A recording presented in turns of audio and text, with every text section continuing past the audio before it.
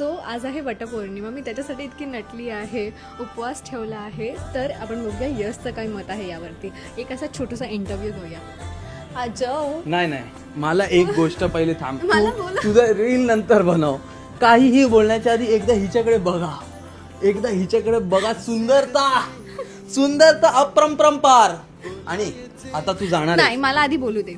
वटपौर्णिमेसाठी मी तुझा इंटरव्ह्यू घेते आहे. Okay. मी 2 वर्ष झाले वटपौर्णिमा Okay. करते आहे. मी एवढी छान नटते. 2 वर्ष? 7 दुसरं मी 7 इयर्स साठी तुला फिक्स करते. तर तुझं 7 इयर्सच 7 इयर्स ना, सॉरी 7 इयर्सच फिक्स कर.